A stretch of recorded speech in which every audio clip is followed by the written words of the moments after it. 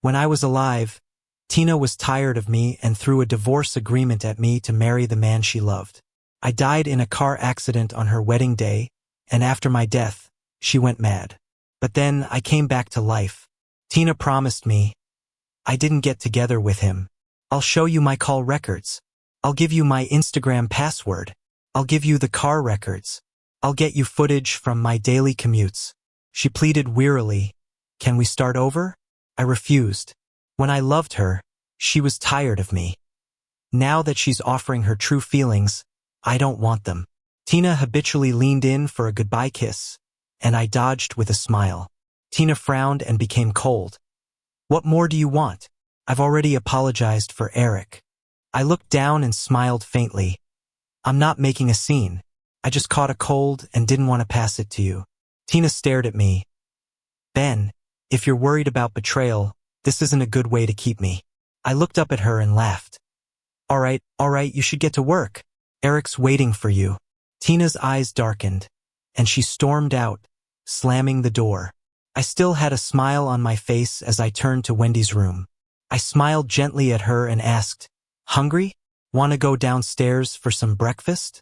Wendy turned her face from the window, her eyes dark and calm, but softened as she looked at me, nodding slightly. Okay. As Wendy and I headed downstairs, Tina called me again. Ben, it was wrong of me to come home late that day after drinking with Eric, but I swear, I just got drunk and nothing happened. This is the third time I'm apologizing. Stop making a fuss already. Got it. I handed Wendy a glass of milk, feeling nothing inside, even finding it all a bit funny. I knew nothing happened between them yet, but I also knew what would happen. Because I've died once already. This is my second life. In my last life, I watched Tina and Eric get closer and closer. I cried. I fought. I tried to stop it, but I was helpless. All I did was make Tina more tired, more annoyed, and more absent. Eventually, she handed me a divorce agreement right before her wedding to Eric. On their wedding day, I drove to see Tina, trying to get her to change her mind, but I got into an accident and used my last bit of strength in the ER to call her. But she didn't answer. It was Eric who picked up, with a victorious tone. Please stop bothering my wife. Keep your distance from married people. In despair, I dropped my phone, losing the will to live, and the doctors couldn't save me.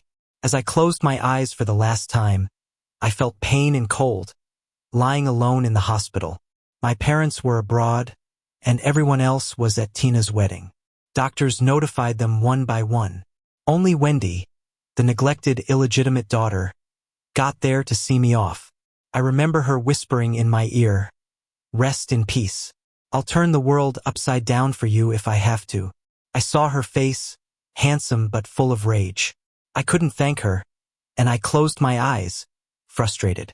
My last wish before I passed was that in another life, I'd never love Tina again.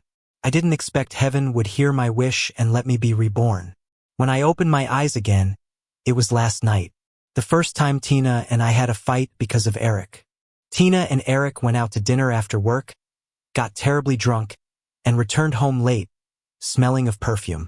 I yelled and cried, while Tina rubbed her forehead impatiently, saying she'd drunk too much and Eric took her to his place for a few hours to look after her.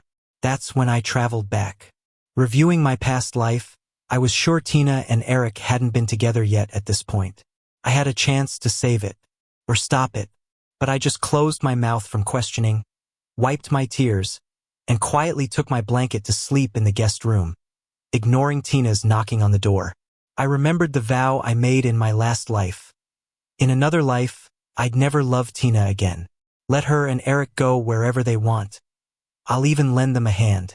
This life is precious. It's something I traded my life for. I don't want to have a love-obsessed mind anymore. I want to live for myself and repay the person who saw me off. Wendy and I were having breakfast in the dining room. She lowered her head, showing her pale, slender neck, her raven-like lashes hiding her deep eyes. I couldn't see her expression. Since she was brought back home, she had been so silent and on the sidelines. Her family looked down on her origin, and almost nobody remembered her. I only sent her gifts on holidays and medicine when she got sick. It was a small gesture, worth her seeing me off. She had a little company thrown at her by the family, close to failure, a bit of inheritance. I remembered during this time she wasn't sleeping well, always waking up at night to drink water. Looking at her pale face and dark circles, I thought for a moment. You seem out of sorts. Is your company not doing well? Need any help? I could invest. My parents are overseas. I manage all the domestic businesses. In my last life, I graduated from a prestigious university but poured all my attention into Tina. Tina didn't like strong men, so I left the company for her to manage. I was willing to drive her to work, waiting for her to come home. But in the end, she got tired of me. She thought I was confined at home, narrow-minded, only focused on love. Eric, on the other hand, was different. He was on her level in the workplace, had different experiences, and was more appreciated by her. In this life, I'd rather die than stay stuck at home. I'm going back to my company. Wendy glanced at me and then looked down, saying, I just had a nightmare. You should focus on yourself. We've been married 3 years, and you haven't even checked on your properties, right? She insisted on calling me brother, a small stubbornness of hers. Even after marriage, she never stopped, which made Tina angry a few times. But Wendy couldn't change. I wiped my mouth. I'll reclaim my properties. If you need any investments, just come to me. It's my responsibility. Wendy gave me a deep look, then lowered her head to continue eating. She seemed to be considering something. After a while, she asked, Brother, can you rent me 2 floors of your office building? I'll pay the market price. She explained, the rent for my company is too high. I've been wanting to move. If I rent it to her, she'll be right below my company. It'll be easier for me to return the favor. So, I agreed without hesitation and called my company secretary to make the arrangements. Not 10 minutes later, Tina called. You're renting the office building to Wendy? I was trying on my old work clothes in front of the mirror and replied offhandedly. Yeah. Do you know about Wendy's background? Why are you even dealing with her? Tina was annoyed. You've been home too long. You don't understand people. My dad has so many illegitimate daughters, and she's the only one who squeezed into the Liu family. Her methods are beyond what you can imagine. She ordered me just stay at home. Don't get involved in business affairs. I chuckled, but it's my property. I added, it's a prenup asset. Tina hesitated, then asked softly, Are you still mad at me? No, I answered earnestly. Whatever happens between you and Eric, I won't be angry. I just want my properties back. You think I'm embezzling your money? Tina asked, her voice serious. You wouldn't. I shook my head. I'm not overthinking. I just want my properties back. It's as simple as that. In the past, she never took my properties, even after the divorce. Just the cheating and causing my car accident were enough for me to never forgive her. Tina's voice turned cold. Do what you want, but I'm pulling my people out. This was the first time I didn't follow her words, and this was her punishment for me. I nodded with a smile. Suit yourself. Tina, true to her word, had 1/3 of her people leave in a matter of hours, leaving me with a lot to handle. But I wasn't worried. Once you've faced death, nothing is scarier than that. During the handover, people advised, the company is stable with Tina in charge. Just relax and wait for her to bring in money. I gestured for them to leave. I wish you success back at the Liu family. I remained unmoved, which bothered Tina. She called demanding I don't venture into areas beyond my capabilities. I looked at the company reports, jotting notes as I laughed. What about Eric? How come he's fit for the business battlefield? She blurted, he's naturally suited for hunting. I slowly reminded her. Eric and I were college classmates. I even did better than him. I'm the one who recommended him for his job. Tina probably didn't know that her perception of me wasn't the reality. I have an inner courage. Last time it was used to face death. This time it's for living. That night, Tina came home at 1 in the morning, smelling of Eric's cologne and alcohol. I was studying reports under the lamp and casually said, Take a shower before bed. Tina furrowed her brows with a chill. Why aren't you kicking up a fuss today? I stretched, I don't have time. Besides, Isn't entertaining clients a normal part of business? Tina stared at me like she wasn't used to this version of me. She seemed to wait for me to demand an explanation. Instead, I went to shower. She followed me to the bathroom door, watching my reflection in the mirror, and offered. I had dinner with a client, Eric got drunk, and I took him home. I gave her a thumbs up. Awesome. My wife's a stellar boss. Cheers to harmonious teamwork with your secretary. Harmonious teamwork. Speed up Eric's problems. By then, I'll have the company sorted and new hires in place. I can give her the management job and the divorce papers as a gift. Tina scolded, that's not how you use harmonious teamwork. She reached out to me.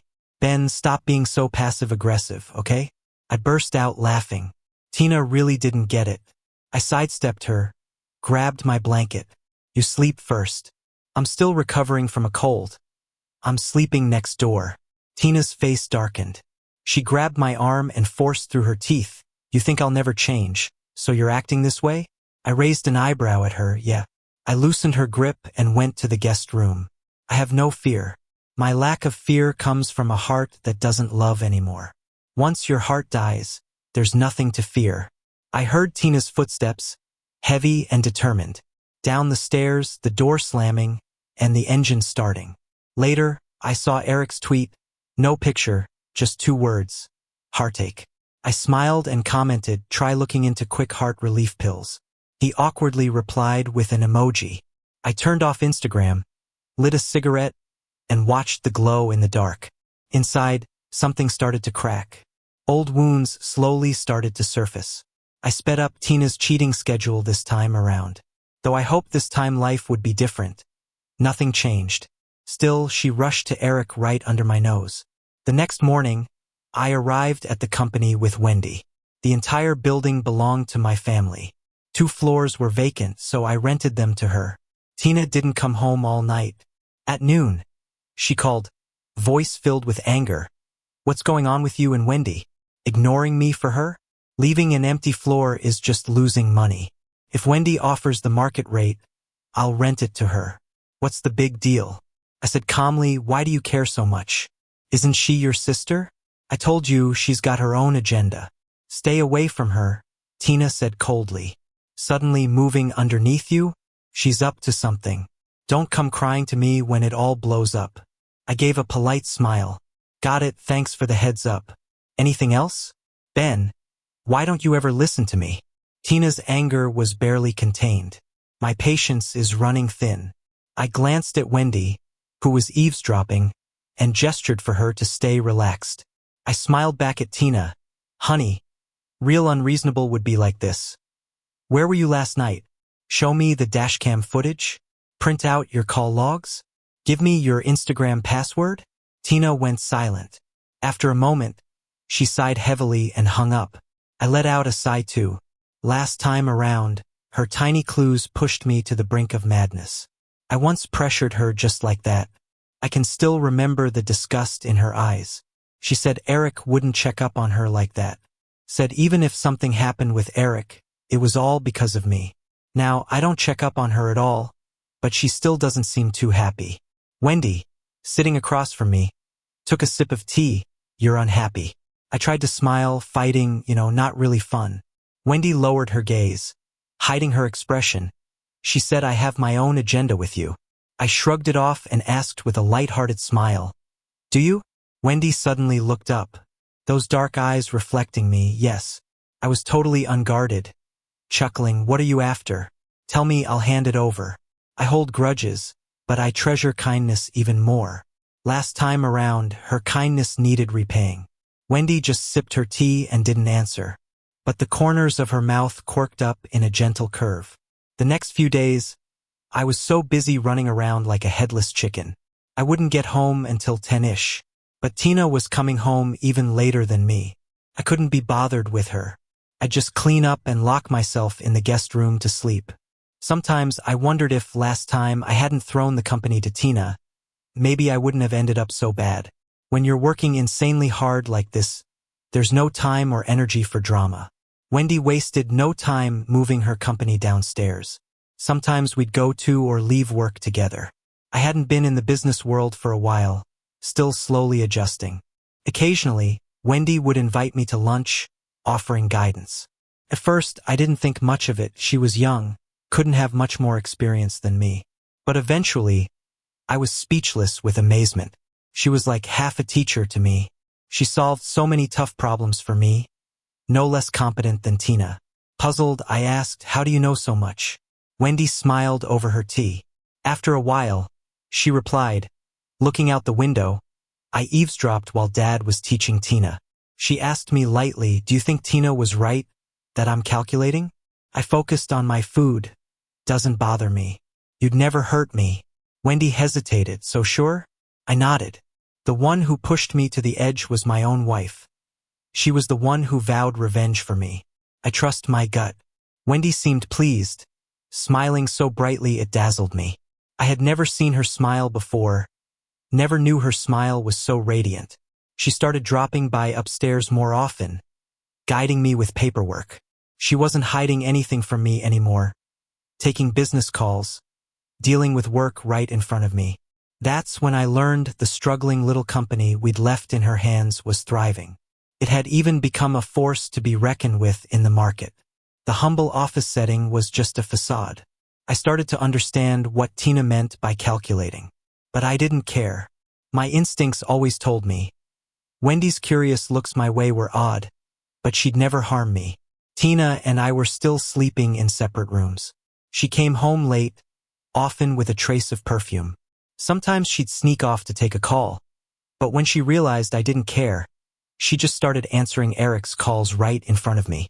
Some calls were work-related, some concerned her well-being, and he even occasionally inquired about me. I heard it all, yet felt nothing. It was all just noise. Later, when Tina answered calls, I'd leave with my laptop, grinning warmly. "Go ahead, I won't interrupt." I'd go to the guest room and hear a loud crash from our bedroom, not knowing what she knocked over. I ignored it, falling into a deep sleep. That night, Tina sat alone in the dining room, drinking. She drank a lot, stumbling up to knock on my door. I didn't open it, so she kept knocking stubbornly. I said, exasperated, "I'm sleeping. I've got stuff to do in the morning." In a raspy voice, she said, "Nothing happened with Eric. I was just trying to get a rise out of you. I swear." Frustrated, she said, "It's because you don't care.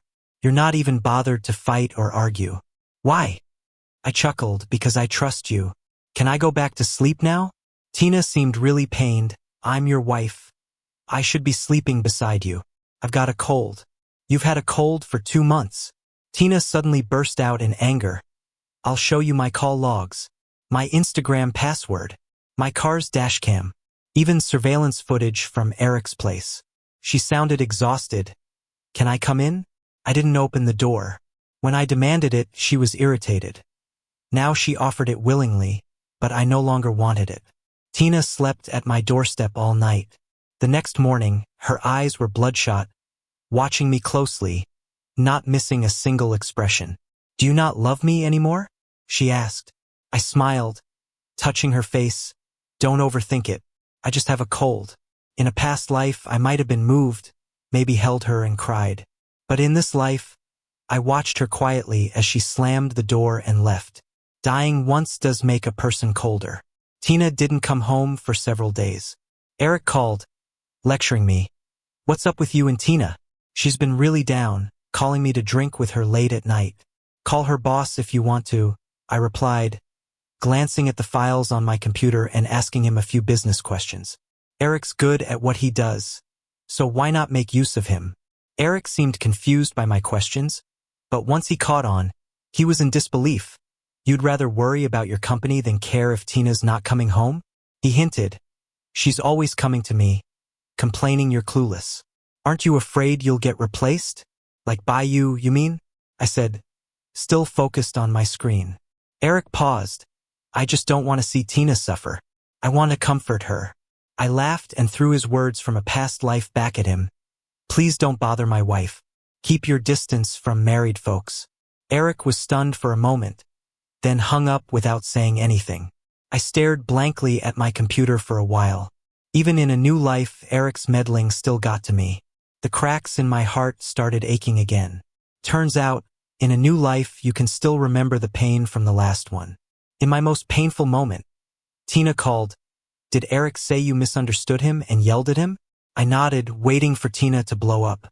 In the last life, she went ballistic after I shouted at Eric, calling me ignorant and crude. But now, Tina was smiling. Ben, you still care about me, right? She laughed, feeling pleased. No rebuttal means you agree, she said. I nodded, yeah, sure. The company was pretty much in order now. I found some reliable people through my parents, and Wendy lent me a few strong leaders. With the company sorted, some things needed to be said.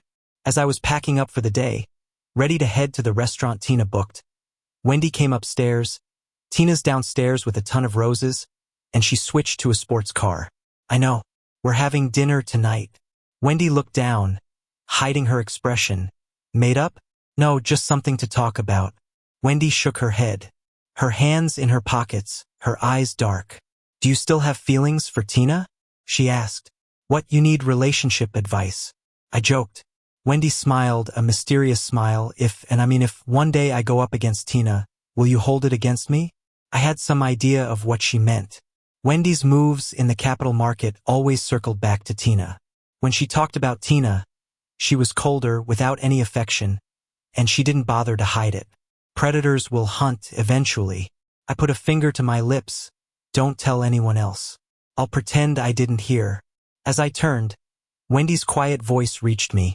You'll never guess why I'm against her. I have good hearing. I heard it. I turned puzzled. Why? Wendy smiled at me. What if I said it's because of a nightmare? Would you believe it?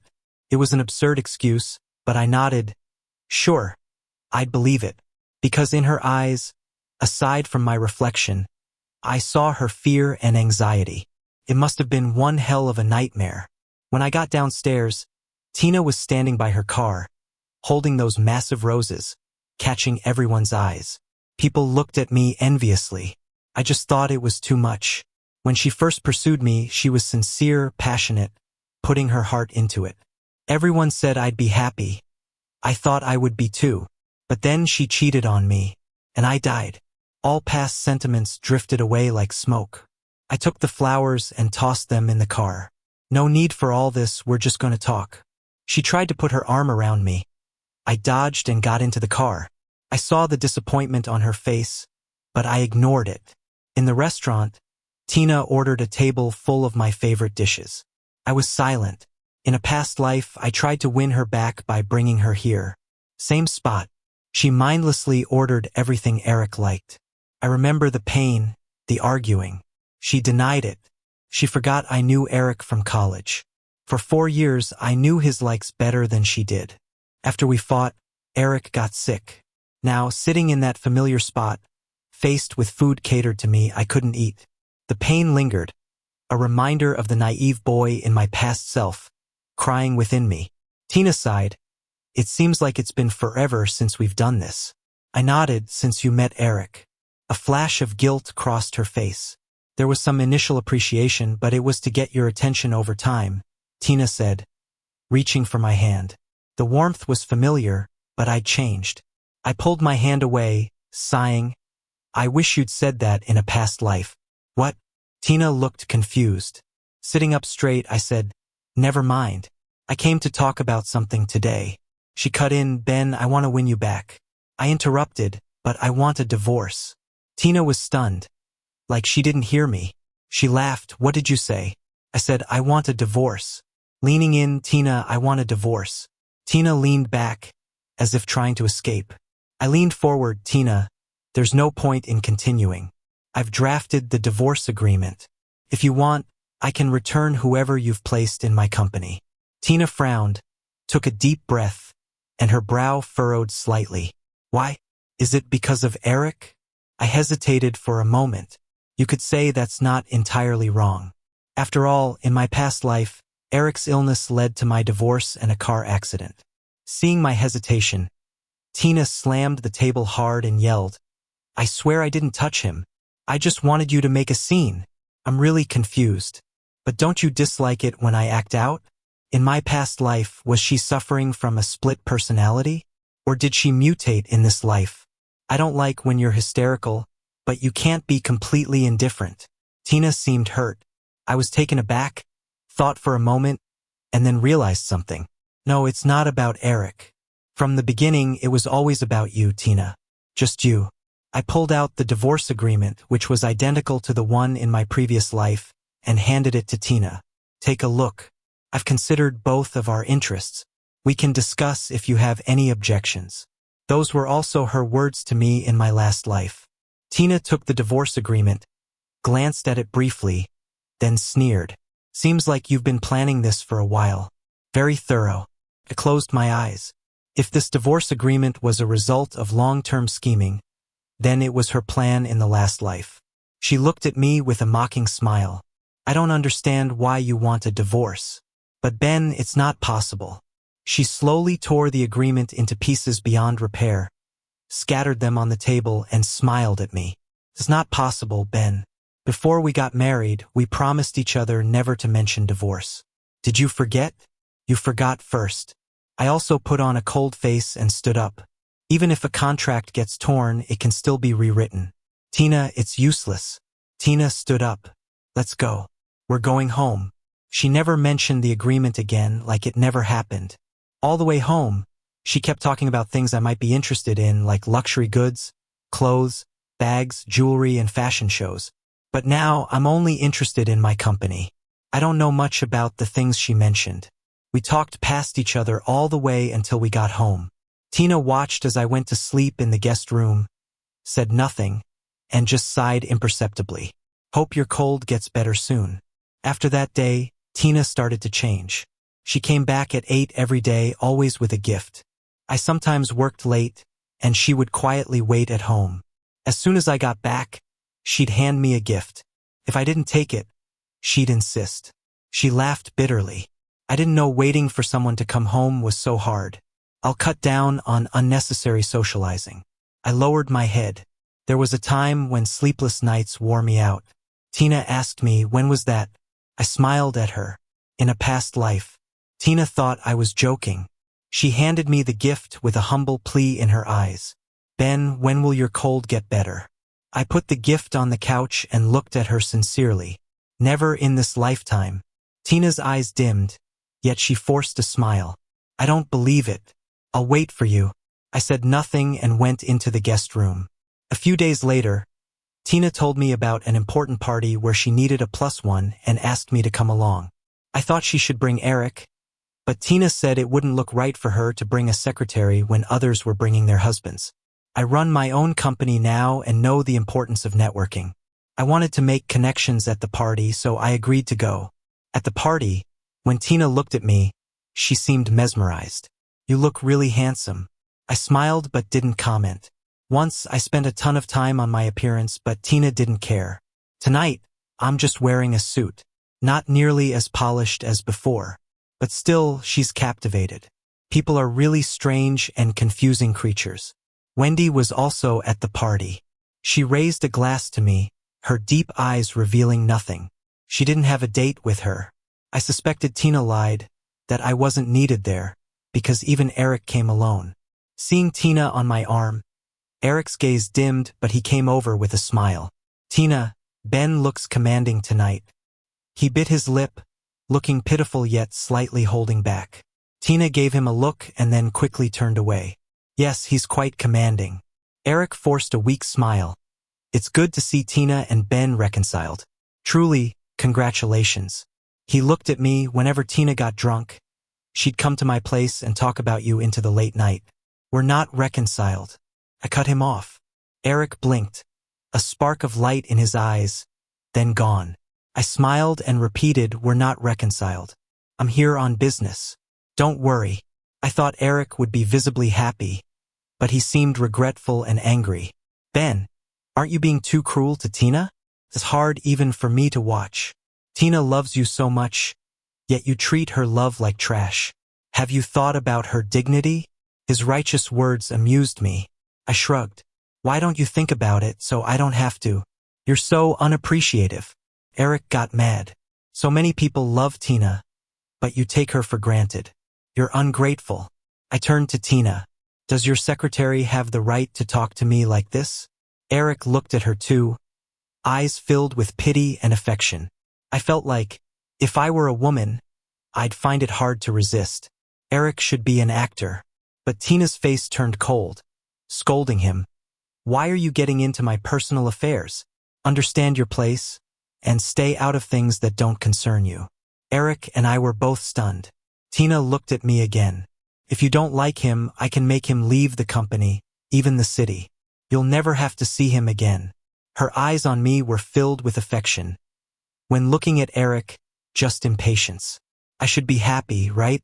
This would be a complete turning point for me, defeating my rival after being reborn. But I wasn't. Felt just as dull and pointless as in the past. The roles were just reversed, me and Eric. Whether she's fed up with me or Eric, it's the same. I couldn't feel happy. Instead, I was reminded more of the bitterness of being rejected in the past life. Eric ran away crying. Tina grabbed my arm tightly. Ben, will this make you get over your cold? I cast down my eyes. How could it? It's never going to happen in this life.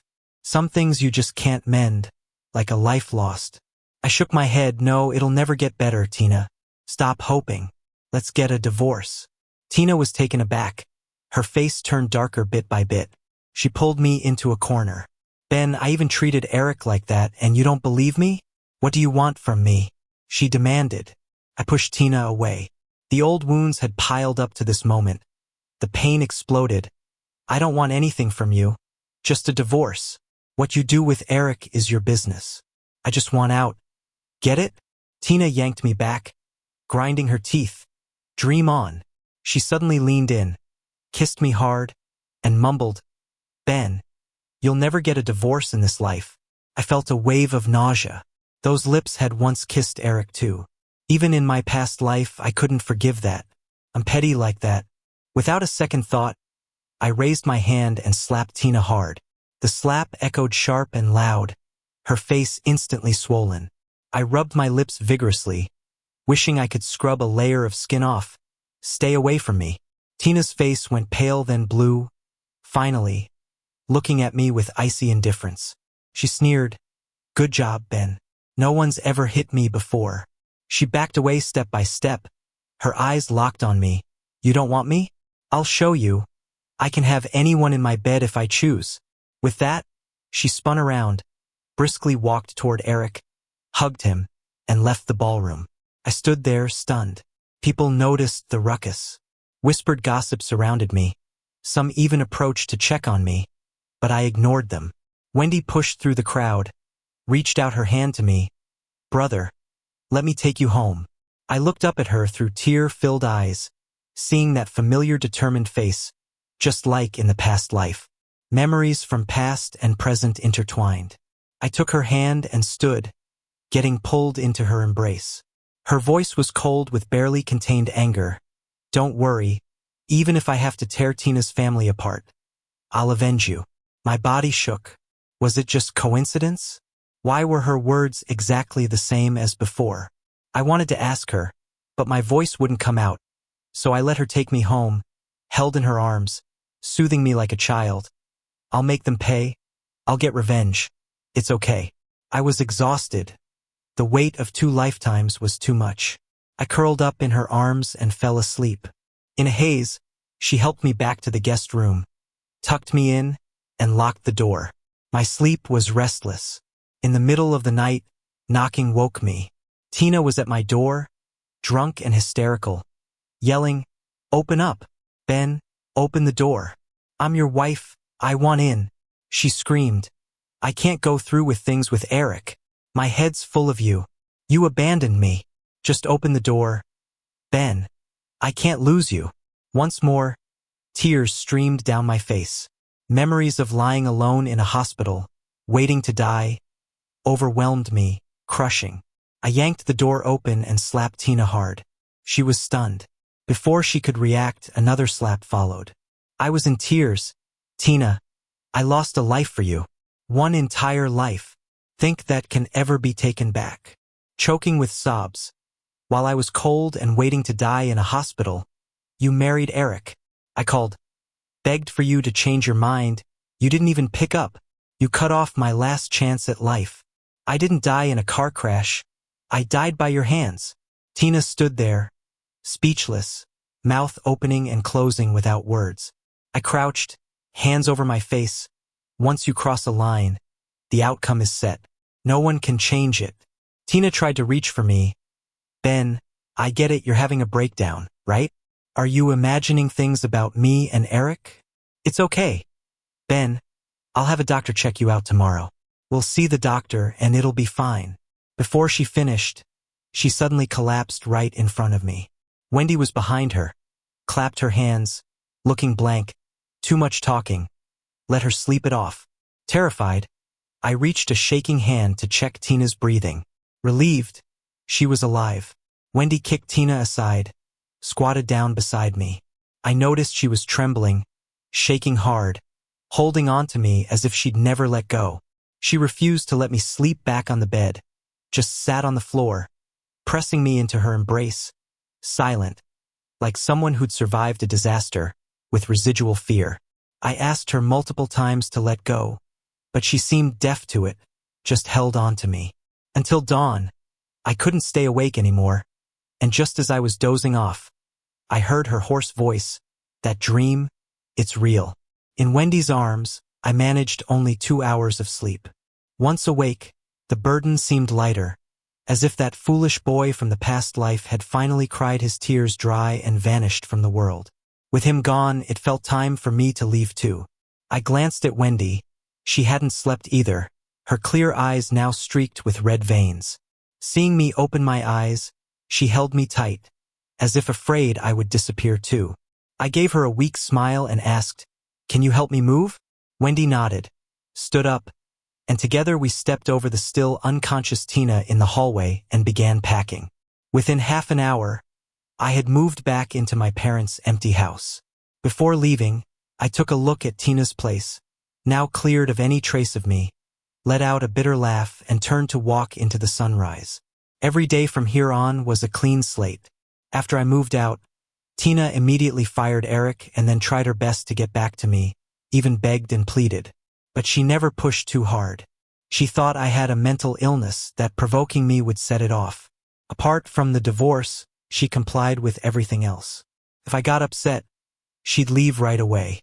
Eventually, she had less time for love and relationships.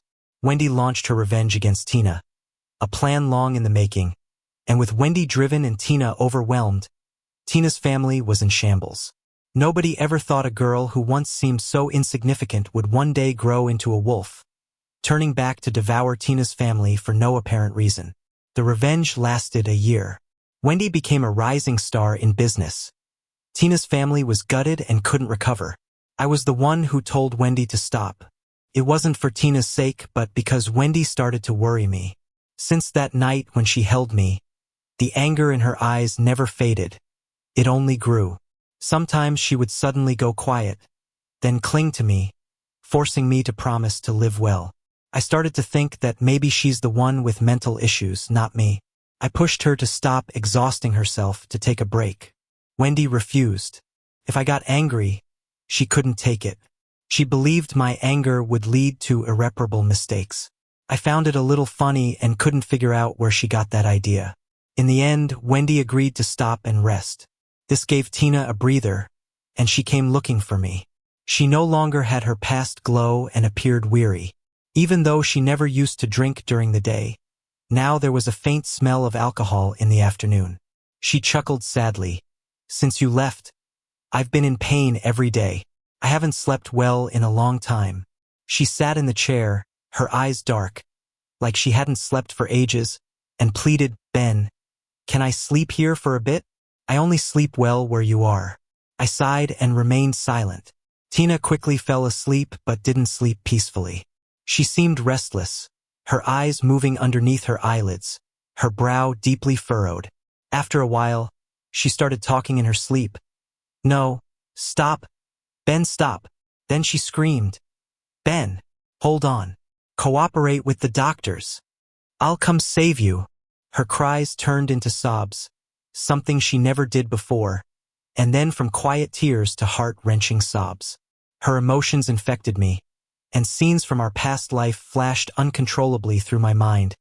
From meeting, to falling in love, to betrayal, then death. The foolish kid, is he doing okay now? Has he found peace in eternal rest? It seemed like ages passed. Tina woke from her dream, eyes red, tears on her face. She jumped up, threw herself at me, examining me closely before stretching out a hand to caress my face. "Ben, you're alive, thank goodness," she said, eyes red. "I dreamed I did something stupid that caused you to leave." Her voice was hoarse, tears rolling down her cheeks. The dream was terrifying. Then, Tina paused. Looking at me with disbelief, she asked, hesitantly, "I remember before you moved out, you said you lost your life for me, right, Ben?" Gripping my hand, "Did you say that? Or was I drunk and remember wrong? You said you were reborn once, right?" In our 2 lifetimes, I'd never seen Tina so cautious, choosing each word carefully.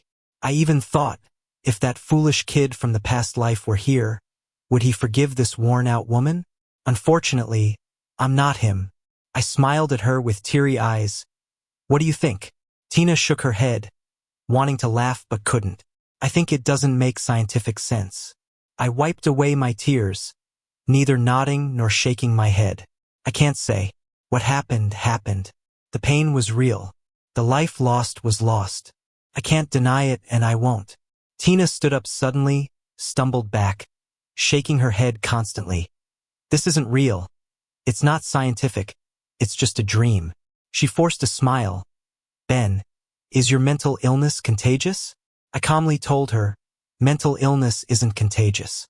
I took out the divorce papers. "Tina, I've died for you once. Isn't one life enough for you to let me go? Divorce is the only way for us."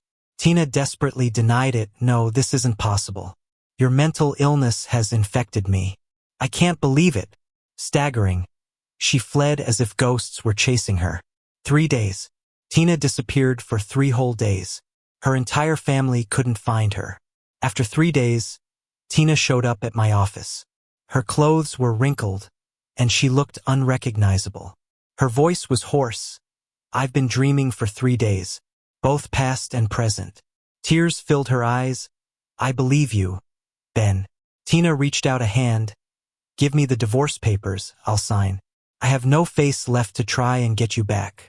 I handed her the papers, and without looking, she signed her name. As she left, tears rolled down. "From now on, I will never marry again. I won't touch another man. Ben, it's my way to atone." Watching her weary silhouette, I felt a pang and yet a sense of relief. 2 lifetimes of marriage were finally over. I closed my eyes, exhausted but somehow drifted into sleep without understanding why.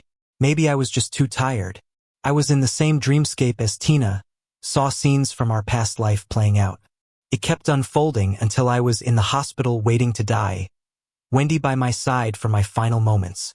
I thought my dream would end there, like my life had. But no, the dream kept going. I saw Wendy holding my cold body, tears falling as the rage in her eyes grew stronger. Her chilly fingertips wiped the blood off my face, and she whispered gently in my ear, "Brother, wait for me to get revenge, and I'll tell you a secret." The tears hit my face, cold to the touch. Later, Wendy took revenge on Tina's family, bringing down a massive dynasty until it was worthless. Many ended up in jail and some even committed suicide. Yet Tina, the head of the family, couldn't care less. Even as her family crumbled around her, Tina was called crazy by everyone. She sought out mediums worldwide to bring back my spirit. She traveled all over, from Nepal to India, Thailand to Mexico, going anywhere she thought might help. After her family fell, she lost her wealth and worked odd jobs just to find me, searching for 5 long years. In the 5th year, someone told her I had returned to the past. So, she began searching for a way to go back in time. Another 5 years passed, aging her prematurely, her hair now white as snow.